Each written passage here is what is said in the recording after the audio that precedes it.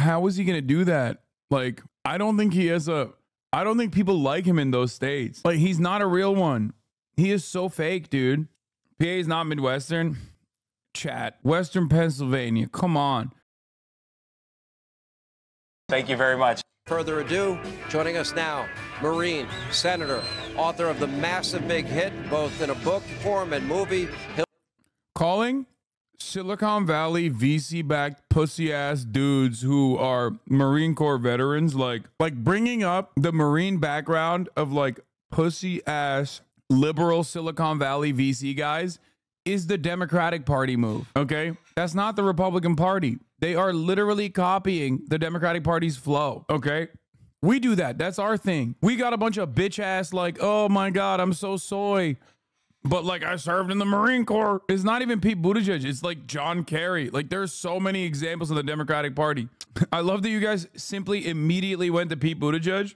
But that's like such a classic Democratic Party move. It's kind of crazy that the Republicans are doing that now. Hillbilly Elegy is the Republican vice presidential nominee, J.D. Vance. Sir, how are you? Good, man. How are you? Good to see you.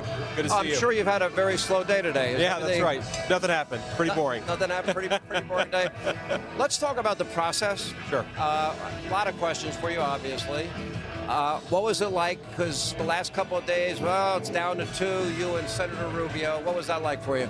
You know, I just tried to enjoy the ride. What an honor to be considered. If it had been Senator Rubio, obviously Marco's a good guy. He's a good friend. So I try to just have a good attitude about it. You know, my family's very excited, obviously asking a lot of questions. I will say, Sean, I hope I'm not betraying too many confidences here, but when the president called me today to actually formally offer me to become, you know, the vice presidential nominee, which just sounds crazy. My son, my 7-year-old son, was sort of making noise in the background. You know, I'm getting so embarrassed. It's like, oh my God, Donald Trump's asking me to be his vice president. So the phone rings, he calls you, and you're like, okay, this is the call, or maybe not the call. Or maybe it's a bad call, right? It's the call. Who knows whether it's good or bad? But then he actually has me put my 7-year-old son on the phone. You think about this. Everything that's happened, the guy just got shot a couple of days ago, and he takes the time to... No way, dude. He's so sick. Talk to my 7-year-old. It's a moment I'll never forget. All right. And what did he actually say? You know, he just said, look, I think we've got to go save this country. I think you're the guy who can help me in the best way. You can help me govern. You can help me win. You can help me in some of these Midwestern states like Pennsylvania, Michigan. Dude, how is he going to do that? Like, I don't think people like him in those states. Like, he's not a real one. He is so fake, dude. PA is not Midwestern. Chat. Western Pennsylvania. Come on. PA is both a Midwestern state, Western Pennsylvania, and PA is also a Southern state, Southern Pennsylvania. Pennsylvania is both Pentucky and also Ohio at the same time. I know you guys don't want to admit it, but Pennsylvania is a very unique state that has like rural ass areas that resemble Kentucky, has a lot of Ohio ass vibes in the suburbs. But it doesn't matter, because guess what? Ohio hates this guy too. It's not like Kentucky doesn't like this guy. Ohio doesn't like this guy. He's just from there, but his entire life has been like on his own personal background to suck up the liberals. I don't know why. I don't know why nobody's bringing this up. Like, it's gonna, I suspect it'll ring alarm bells in the minds of many Americans. Not that the VP pick matters all that much, but like, I suspect that it'll be an issue for a lot of Americans that, well, one, yeah, he's a miscegenation guy, but also I think they just don't, I mean, he's got no riz, he's got no aura, he's got no charisma, he's got nothing. And he also sucked up to libtards for his, like, before he decided to turn heel and become like a right-wing, oh, I'm a right-wing guy, I love Ohio, born and bred, baby. Like, before he did that, he was like a VC guy, and he still is in many respects a VC guy. He's Peter Thiel's blood boy. He's a Yale graduate who has genuine disdain for the working poor from these areas that he's supposed to be campaigning in. No shot. Neither did Pence, true, but Pence's job wasn't to bring Pennsylvania and Ohio, or, you know, Wisconsin and so forth. And he said rightfully that we have been very, very close for a long time, but especially since I endorsed you in 2022. And I would not have won that race without Donald Trump's endorsement. And the president's trust then and his partnership since then has been something I value a great deal.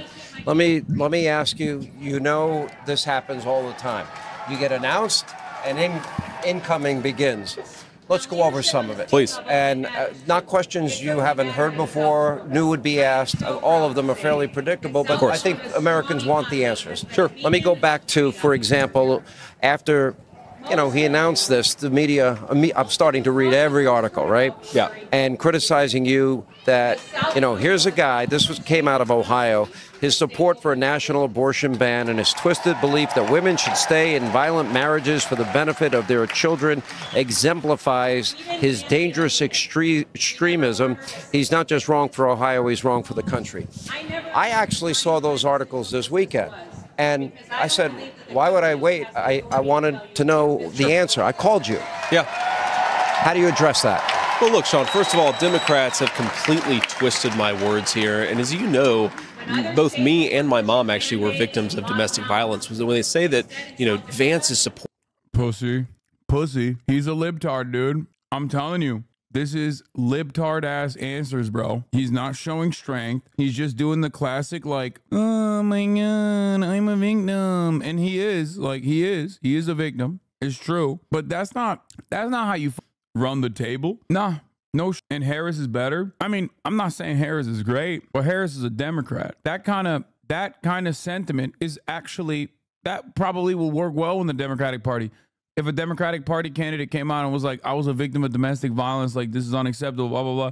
Democrats would be like, oh my God, I love that. Tell me more. You're so brave. Republicans don't give a f. You're a domestic violence abuse victim. Like, get the f out of here. He's like, wow, when you say this to me, you're saying this to a domestic abuse victim. It's like, what are you talking about? You're literally running for the domestic abuse ticket. Like, Trump is the president on your ticket. The f do you mean? You can't be out here whining. What? You should be like, libtards are gay and they make up the issue of domestic violence. It's not a real problem at all. The real problem is men aren't strong enough to knock out their wives or something. Like, you're a Republican. Like, men have become more soy. Back in my day, they used to end it all with one hit. Supported women staying in violent marriages. I think it's shameful for them to take a guy with my history and my background and say that that's what I believe. It's not what I believe. It's not what I said. And I think, Sean, it's evidence of the Democrats' complete inability to talk about the future. What are Republicans running on? Delivering the peace and prosperity that Donald Trump already delivered in his 4 years. What are Democrats running on? Lies and complete distortions of people's records. That is something I think the American people are going to reject. They're too smart for it. I said on January 2nd when the year started, I said, let me tell you what this year is going to be like, and I try to give a perspective. I'm sorry, you can't tell me this dude is not like a little bit better equipped Ron DeSantis. Like, he's just so lame. To my audience, it's not my first rodeo. That's right, JD. And I said, the Democrats are going to try to make this election about, quote, democracy in peril. How often have we heard that? Meanwhile, they might want to disenfranchise every primary voter that they had. What did I want? What kind of question is that, dude? What did I want on the Republican ticket? Doug Burgum. I'm a motherfucking Burgum-maniac, dude. What? Don't come in here and ask me silly questions like that. I love Doug Burgum. North Dakota's finest. My goat, my king. Beautiful eyebrows, handsome look, strong jawline. Don't know a single thing about his positions, but it don't matter. It's vibes-based. Bill Gates' blood boy. I don't want Peter Thiel's blood boy as the vice president. I want Bill Gates' blood boy is the vice president. And that's why I was riding with Burgum. I was a Burgum-maniac. He still could win if you vote for him. And they wanted to get Donald Trump off the ticket in some states. Another example. It would be about January 6th. It would be about abortion. We hate Donald Trump. Exactly right. Can they run on the issue, is the country better off than it was 4 years ago? Of course they can't, Sean. They can't run on that at all. And they can't run on the issue of, is the world more peaceful than it was 4 years ago? Remember when Donald Trump left office, you had real growing peace movements all over the world. The Abraham Accords that showed a real promise of uniting the Israelis with some of the Sunni Arab states. There was no war in Europe. Asia looked like it was under pretty good control. And 3 years later, it seems like we have a conflict in every corner of the world. and Americans are poorer, Sean. You know a little about my background. I grew up in a poor family. I remember when my grandmother, who raised me, she used to negotiate with the Meals on Wheels people to give her additional food so that she could feed me. How does a family like that deal with Joe Biden's grocery price inflation? How does a family like that deal with gasoline and energy price inflation? It's gotten more expensive just to live a good life in this country. Donald Trump and I want to make that better, and we have policies to make it better. Democrats have lies and distortions, and again, I don't think the American people are going to reward that. You know, I had an opportunity to talk to Donald Trump, and I knew this question would come up actually for almost every person that was under consideration. Sure. And that was past comments.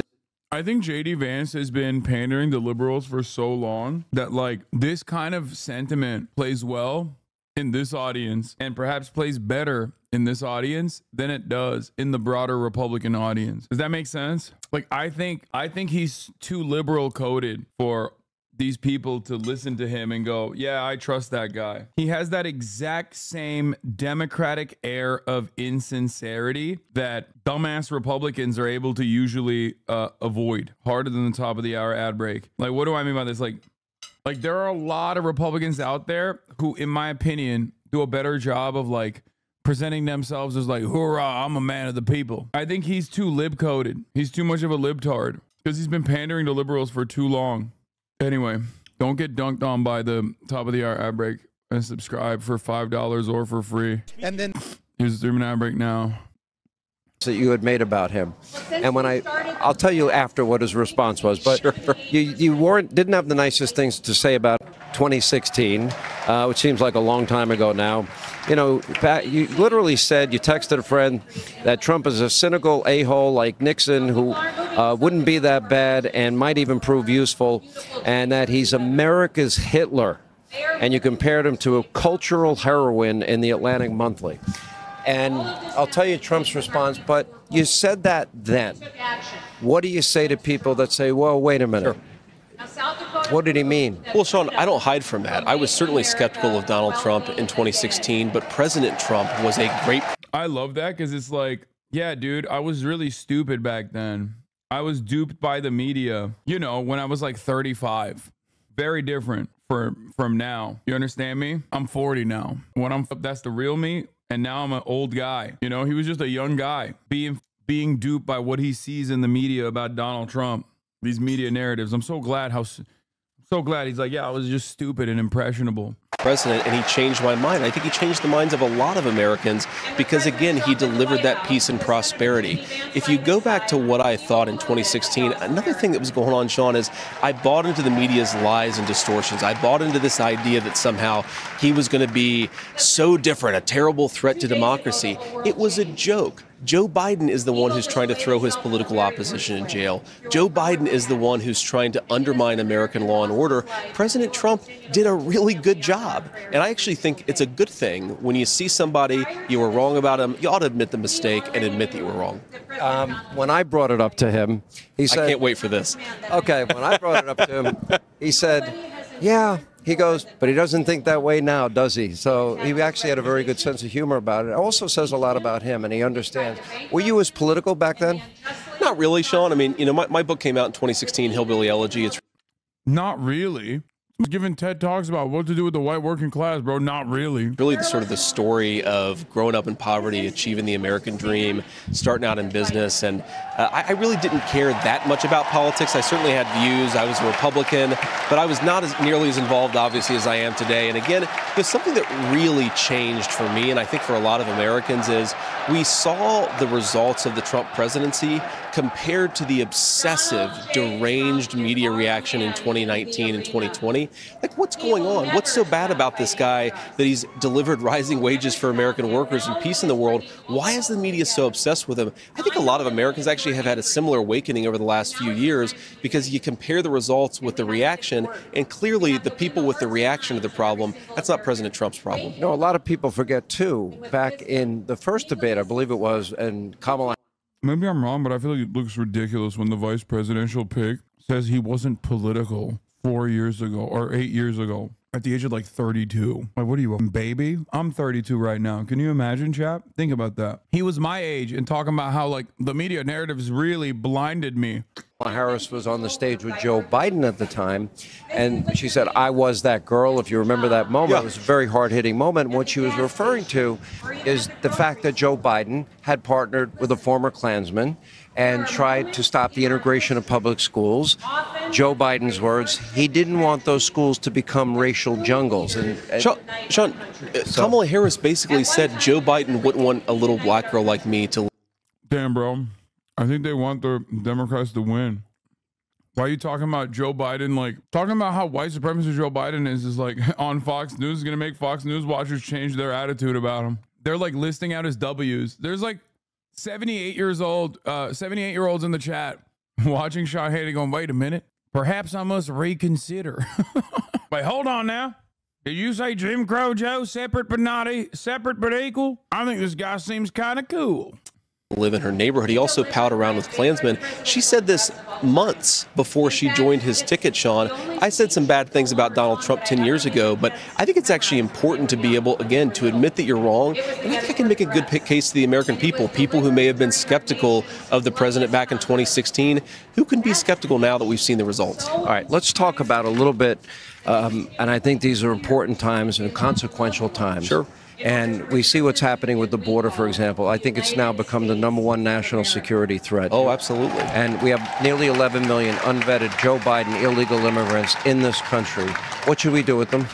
Well, Sean, we have to deport people. We have to deport people who broke our laws, who came in here, and I think we start with the violent criminals. And President Trump has been very, very effective at communicating on this. So it is pretty funny to be like, well, Kamala Harris called Joe Biden a Klansman. And then she was on the ticket. It's like, yeah, dude, you're using that as a counter against them. Like, or are you saying it's okay? Like, you're literally in the process of using that as a messaging strategy against your opponent while simultaneously being like, and that's why me calling my current president Hitler is fine. Like, that's so weird. The by your logic is so funny always because it just like falls flat when you are directly responsible, when you are directly hurt by the same logical conundrum that you're showcasing. So to the point where now a majority of Americans believe that we need to deport a large number of people who have come here illegally. That's a major political victory for him, and I think it's going to lead to a policy victory for the American people. But Sean, we have to talk about the fentanyl problem because this is something that I know extremely personally. And we have close to 100,000 Americans dying of drug overdoses every single year. Most of it is brought in by Mexican drug cartels, manufactured in China, then brought in by these cartels. To get a little personal, my mom struggled with addiction for a big chunk of my early life. That's why Oh my God, bro. Dude, I think he's going to whine a lot. God, he's such a whiner. Oh, my mom. Oh, my mom. My mom. She was addicted. Oh, my mom. It's like, shut up, dude. What are you doing? What is this trauma dump? Like, Trump was at his weakest when he constantly chirped about how he lost the election, but he didn't actually lose. Okay? Like, you're a Republican, dude. God damn. Stop crying. Stop crying about, like, how your mommy was doing crack or whatever. Like, what? Yeah, what are you, Batman? Oh, my parents were dramatically altered the trajectory of my life. My parents were. It's like, dude, stop trauma dumping. God damn. I lurk in the shadows now. I think your analysis is wrong on this one, dude. You're missing the objective here.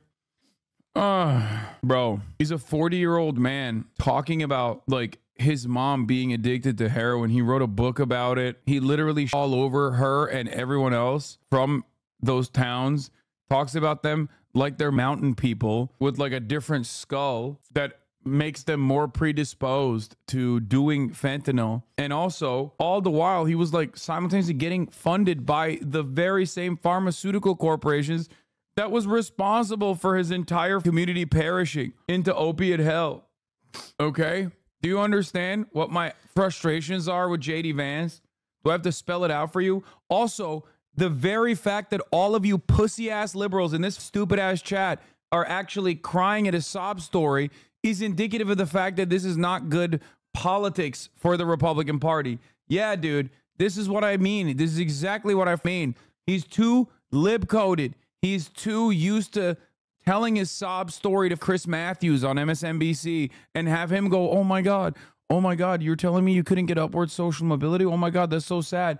Like, I'm telling you right now, I don't think Republicans respond like this, okay? You guys are soy as... Of course you love this. This is a sob story that appeals to you. Conservatives literally look at addiction and go, oh, that's a moral failure. You're a moral failure.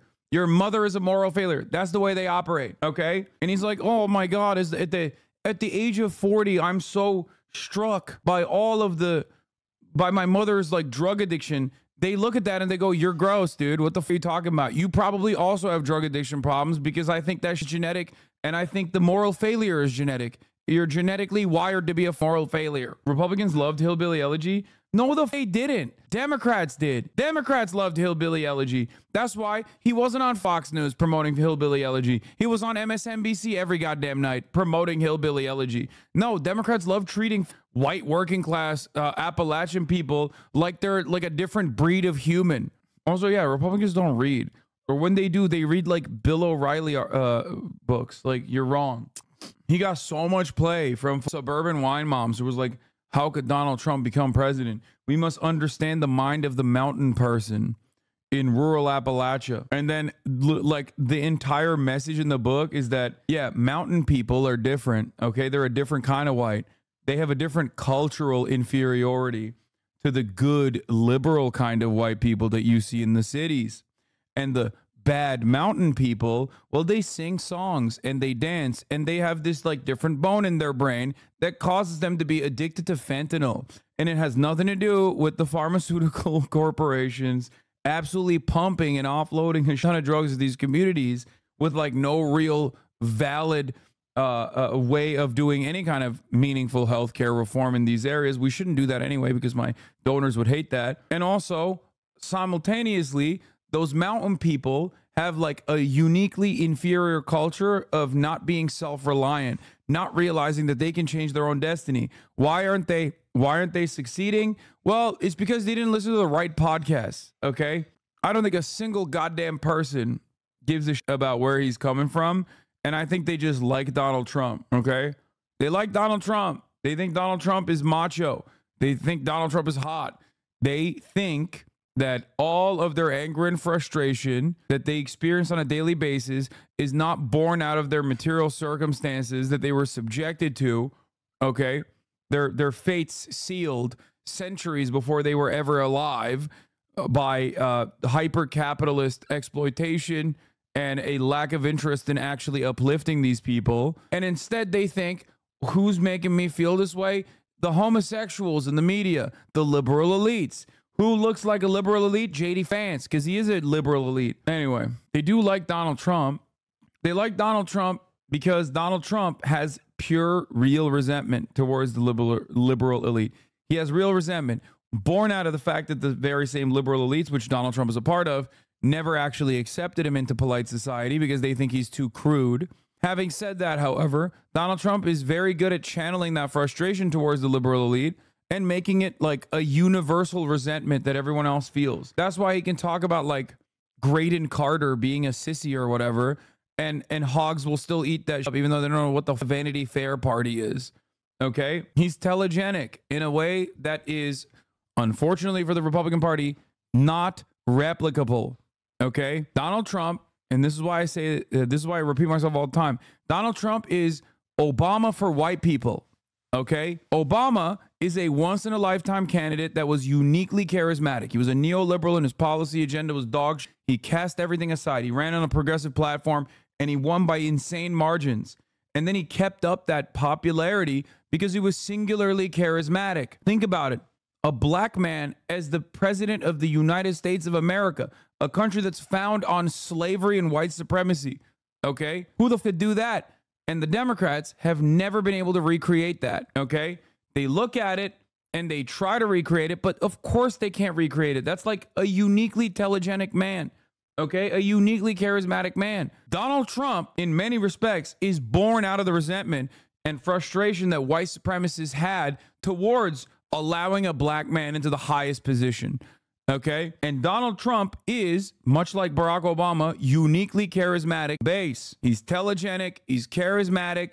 He's very sassy. He's a petty bitch who's messy and loves drama. Okay? He's practically a homosexual man. Okay? In like the best ways. Even though I do believe that he's ace. The Republicans can never have another Donald Trump. It's just not going to happen. Yes, someone in the chat said lightning in a bottle. And I agree. Do not put us together. Come on, Joby. Be for real. Donald Trump is incredibly messy, okay? He's incredibly messy. He's incredibly petty, and he has a penchant for drama, okay? It's true. He makes phenomenal television, and people eat that shit up. They love watching it. And the reality is, this comes on TV and tries to do that. It's not going to work. To be fair to him, he's not even trying to do the Donald Trump. He's trying to do his own shit. Ron DeSantis had even less charisma than JD Vance and tried to do the Trump shit. And everybody turned around and was like, whoa, I'm changing the TV channel. I don't ever want to see this ever again. Grandmother, who I call Mamaw, raised me. But the coolest thing, maybe the greatest blessing of my life, is that my mom is about to celebrate 10 years sober. I don't want to see a 40-year-old man talk about me, ma, mama, bro. Come on. You went to Yale. Shut the me, ma, mama. And she is able to celebrate 10 years sober, frankly, because the poison that's coming across the border now wasn't coming across in such large numbers 15 years ago. We are depriving Americans of a second chance with their loved ones. You cannot keep on doing this. You're orphaning an entire generation of kids. Go to Pennsylvania, Michigan, Wisconsin, Sean. You have thousands of grandparents raising grandchildren that they weren't expecting to raise because of the poison Joe Biden let it come across the border. President Trump is the guy to stop this. And if we don't stop it, we're going to lose a generation of young kids. You know, when I saw you in Atlanta. He doesn't even sound angry. He sounds like a bitch. Do you see what I'm saying?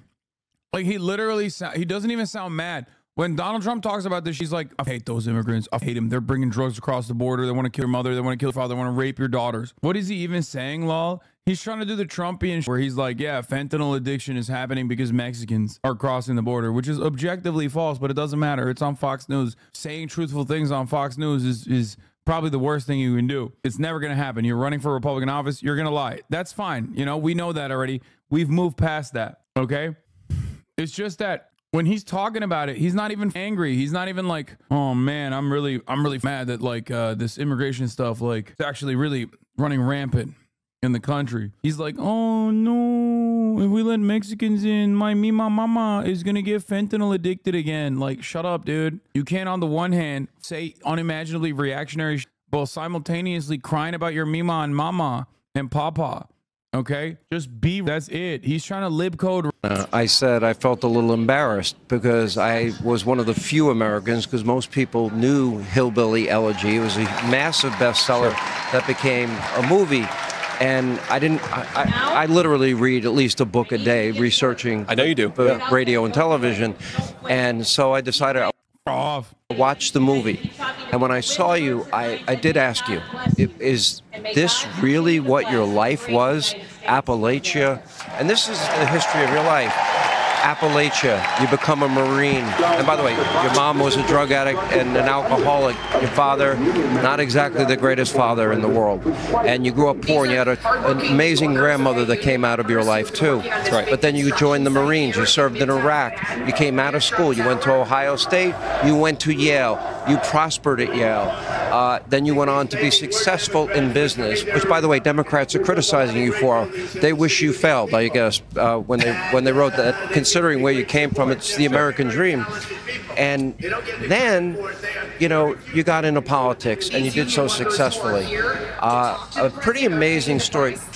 Give us some texture and context to. Yeah, you got into politics, you did so successfully because, once again, a gay libertarian villain who is obsessed with the bad guys in Lord of the Rings gave you $10 million and dumped an unimaginable amount of funds on top of that in ad spend so that you can barely get carried across a finish line in a state where Donald Trump won by 8 points, okay? It's just like, he is not a good candidate. He's not a good candidate. He's not a good vice presidential candidate.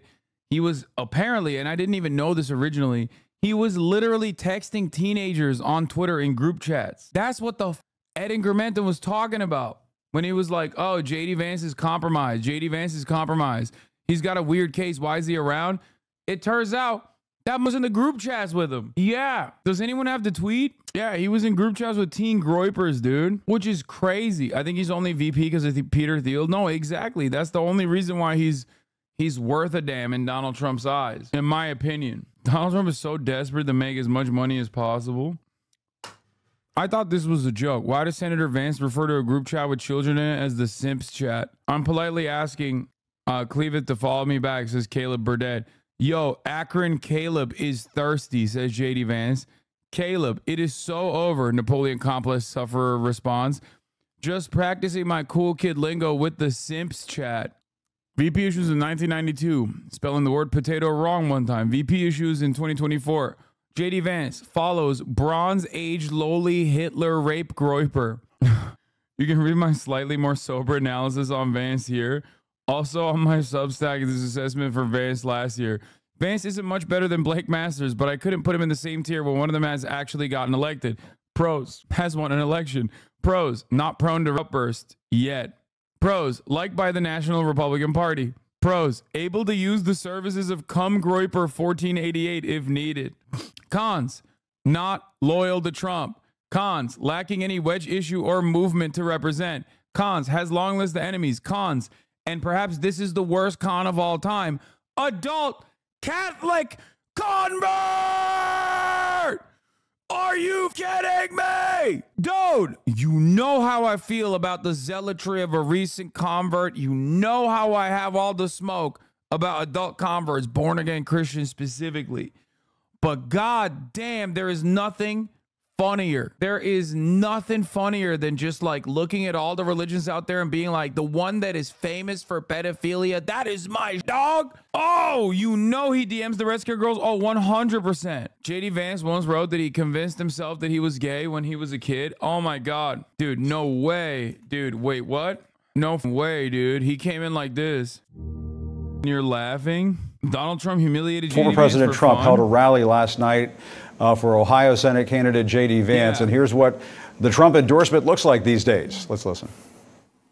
The New York Times did a fake story today, big front page, that J.D. wasn't sure if he wanted my support. J.D. is kissing my ass. He wants my support. So this is... What? No. Why you want to be in? Oh, you want to join for that? Okay. Why? Is your fan base also yelling at you and saying that you're secretly hiding the truth about Cody Co? Yeah, that you haven't made a video about it yet? Yeah. Alex is asking because he wants to join in on the Cody Co video. Shut the fuck up. Dude, it was so crazy. There's like the fact that there is like a decent amount of people in this community that were like, seems sus that you still haven't covered Cody Co.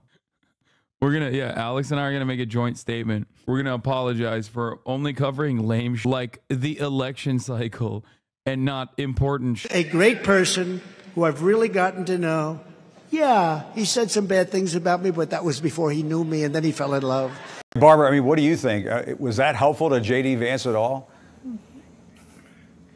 I thought that was an in-kind contribution to Tim Ryan, the Democrat. I mean, it made J.D. Vance look like a mouse. Yeah, I mean, it wasn't an election cycle. It was an assassination attempt. You're right. Did you hook up Tana with Cody? That's what this all points to? Yeah, dude. When I was like working at TYT, I had a lot of pull. I was all up in them crowds. Mouse, not a man. It was humiliating. And that rally last night, it was a QAnon fest. It was playing this strange QAnon music. They were all sort of, bowing to, I think Marjorie Greene was there talking about the one true leader they have to be loyal to. And it actually was not very well attended. It wasn't the usual, so I think this is a dying, the last gasps of a dying cult, not I do think this is an embarrassment. And if I were, J.D. Vance is really a shell of a person to be there bowing and scraping to somebody who he rightfully attacked, just a few years ago. And those liberals are so ruthless when it comes to a guy like J.D. Vance, who they like personally thought was like one of them. You know what I mean? It's just like, that's not a liberal, that's a Republican. Statements are out there publicly, and I mean, I think that's a never Trump Republican. Best thing for Tim Ryan would be and therefore put his that's a never Trump Republican. Therefore, they're liberal. Prior statements where he attacked Donald Trump, and then Donald Trump. American politics is just liberalism and more liberalism. Okay, it's just liberalism and more liberalism. Liberals everywhere, and then sometimes fascists.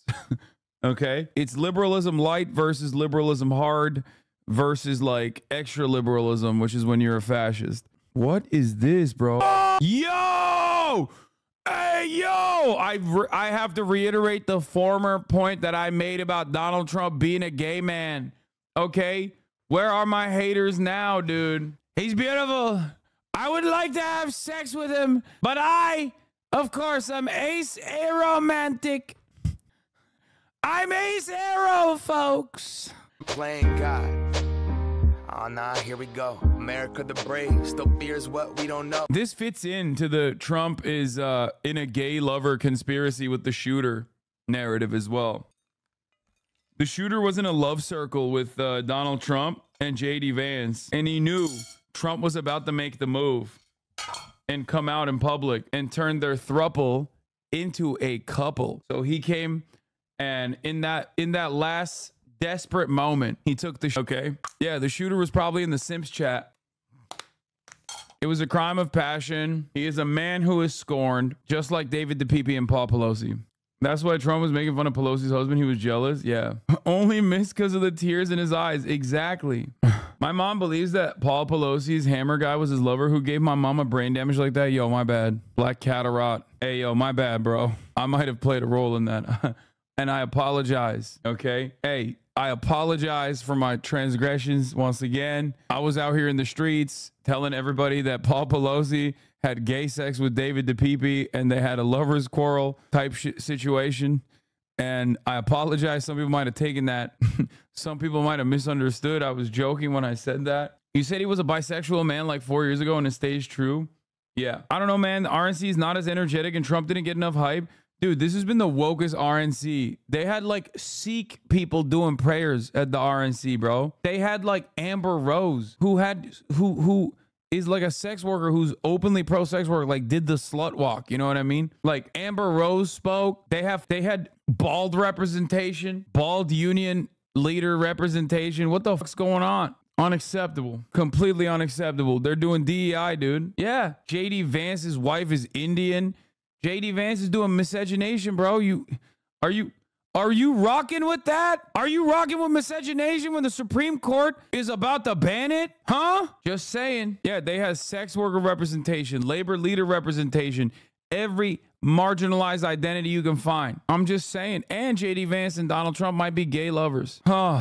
To that life, that's a tough life you had. Yeah, Sean, it was tough in a lot of ways, but blessed in a lot of ways. And I think you got to sort of accept the good with the bad. I wouldn't see the world the same way that I see it without that experience, and I really do see it as a blessing. I mean, the grandmother who raised me was such an amazing person. I mean, she was a woman of deep Christian faith. She cursed like a sailor. I mean, she had a mouth that would really make a Marine Corps drill instructor blush, but she was so loving and so disciplined, and I really think that all the opportunities that I've had come directly from her. I can't be alone in this whole like me. My grandparents were so beautiful shit. Like, I don't know. Maybe I'm out of touch, or I just like I want that like bloodless Republican energy. But like all of this is so lived up, dude. It's gross listening to him. There is this like veneer of elitism, and I don't think he's having his moment. Like, there's just something off about the way he explains his background, where you can tell this is like a rehearsed canned speech. Oh yes, it is Big Mayor Pete energy. Yo, that's so good. That's such a lock, dude. There is a very disingenuous way that these guys who are very well spoken, like the Silicon Valley tech geek speak that he's doing. Like even Vivek, despite for the Republican Party being Indian is obviously unacceptable, despite that, was able to like say the lines sometimes in a more convincing way than he is. And even he was appealing to the same Groyper crowd. It's like interviewing an actor about the role. Yeah, no, he speaks like a consulting firm guy. He speaks like he actually had no role in fixing bread prices in Canada. That's how he speaks. You know what I mean? He just has like, ugh, what is wrong with you? Dude, so many things. Where do I begin? I'm a leftist in America, brother. There's a lot wrong with me, okay? What's wrong with you? Why are you in here? Vivek is speaking now. Please tune in. No, I needed a laugh. Okay. I hope we were able to give you laughter and joy in your otherwise hellish nightmare of a life, you conservative dingus.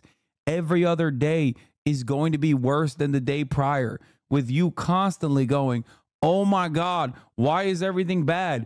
Donald Trump became president again, and there's still Mexicans around. What the f is going on? Why? Why hasn't my life gotten better? Why has it only marginally gotten better? Because that's how you felt during the first 4 years of the Trump presidency, but you have amnesia. So right now, you think, oh man, things are going to get so much better when he's president again. You know what he's going to do? He's going to give me tax breaks while he takes money out of your pocket. Your roads are going to be worse. Well, my roads too. Obviously, we're on the same roads until libertarians come in and basically make it so that rich people go on with one license plate on one roads and then poor people go on the other road, which is even okay. That's one hell of an assumption. Is it?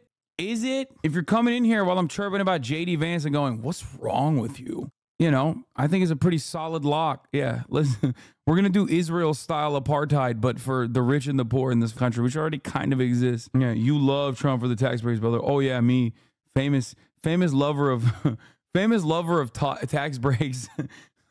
Love it, dude. Big fan. That's why I refuse to leave the state of California so I can pay Norwegian taxes up in this bitch and get nothing in return, because they all directly go to either the military and Israel's bombing campaigns, or they can go directly into the domestic military, the police force, so they can get new toys they can use on homeless people. Big fan of that. She also believed in this country and recognized that most people in Washington do not care about people like her. And when I talk about generations of grandparents raising generations of grandchildren, that's exactly who I think about, because I remember my mama, she couldn't afford her Medicaid payments. She couldn't afford the prescription drugs that she needed. She sometimes couldn't even afford food for both me and her. Those are the people who suffer when we have the policies that we've had over the last 3.5 years. And those are the people who stand to benefit the most. Dude, every time he says mama, I think he's like losing voters. I'm sorry. My mama. Why do you engage with people that will clearly stop your flow? I like dunking on people so they like remember. Because I shit on Joe Biden a lot because he deserves to be shitted on. He's old as fuck. He's shitting on himself a lot in his diapers, but then like he still deserves to be shitted on. So then I think a lot of people feel comfortable thinking like, oh yeah, dude, this guy must love Trump. And it's like, no, I don't, dude. Okay. No, I do not. I do love having Republicans in here. I do. I do. I really do. I like them more than I like the annoying liberals who are like, oh, I'm a NATO voter. Like, shut the fuck up, dumbass. Go back to Reddit. But like, at least Republicans are content when they're chirping. Like, they're funny. They say like unimaginably idiotic things. And they don't even like maintain this or even try to desperately maintain this. Like, no, you don't understand. I am an intellectual and that's why I'm presenting this theory. They just straight up are just like hysterical. They're like, no, there's an immigrant in every shadow waiting, waiting to stab me and my memo. Like, I personally think that's a much more fun subject to tackle than having the conversation about how like China is the greatest evil on this planet the 700th time. Okay. You don't understand. China's encroaching on America's key allies in the region by just existing there so close to an American military base. So we have to nuke them is not a thing that I want to, it's not a conversation that I'm fond of having a million times over. From President Trump round two. Let me go back to the scene, and you referred to it earlier, Meals on Wheels. Yeah. And she would negotiate an extra something because you have. You said kind of glad he didn't get media perms for the RNC. I would have loved this. Carrie Lake riling up the crowd about fake news people and pointing to us, calling us layers, and getting everyone to boo at us. I've been told not to wear my yellow media lanyard outside the forum for my safety. Again, waiting for the unity approach they're talking about. Yeah, I would love that shit, dude. Are you kidding me? I'd be like, yeah, they are fake. I hate them.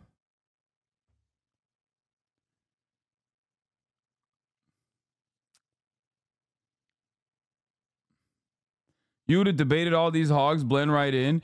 No, when I'm around hogs, remember, I like to play the role of a hog. It's like, dude, I'm in hog heaven at RNC. Those are my people. I'll code switch like a motherfucker.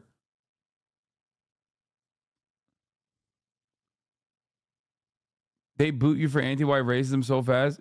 Who says I would be anti-white racist?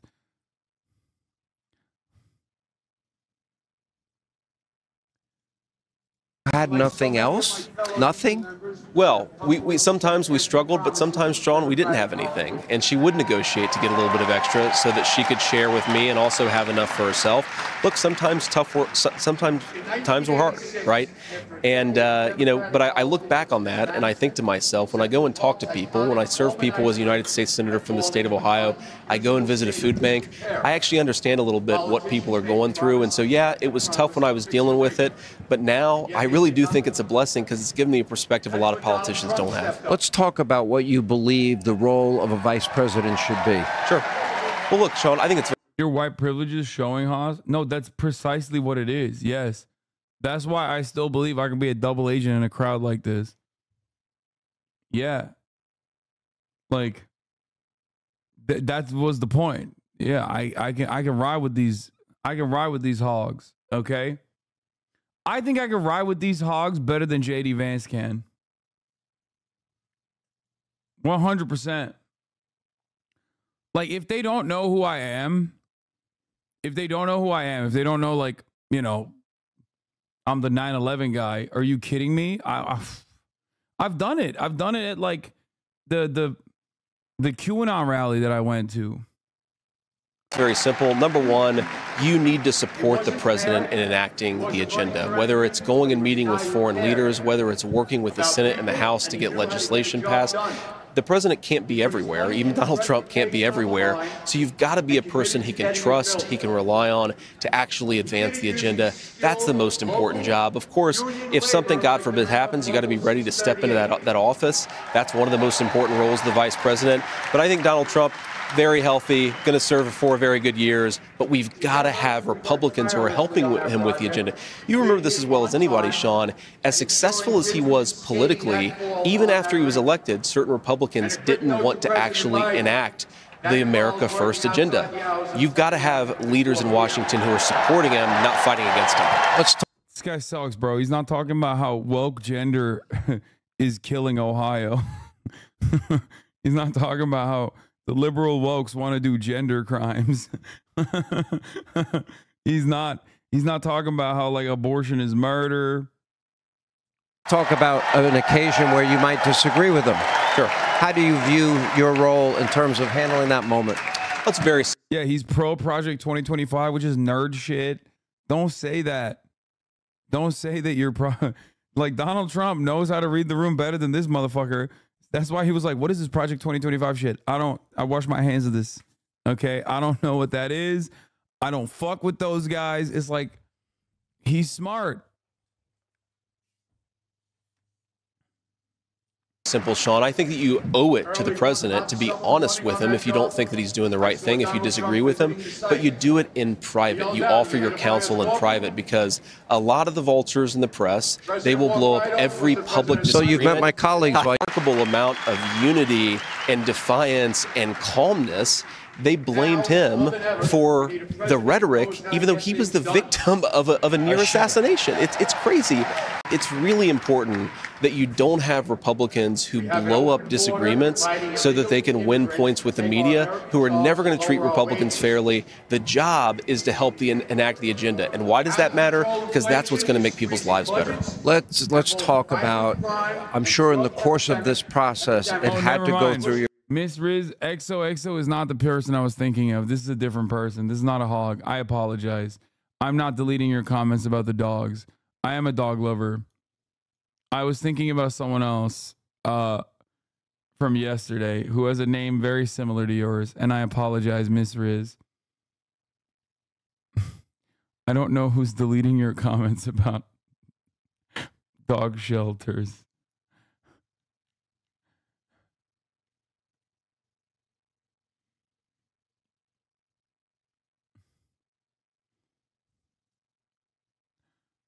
How can you remember names? That's still crazy to me. No, I'm again, a lot of things are wrong with me. Your head, God forbid. The fire vid was very anticlimactic. Dude, when you watch it in, like, I don't obviously want to show the fucking OG content. You have to wait for the actual video to come out. The fire video is actually dope if you watch it on, like, with the normal camera that was shot in. That's just BTS. It's like looking at a BTS footage of a movie and being like, wow, this movie sucks.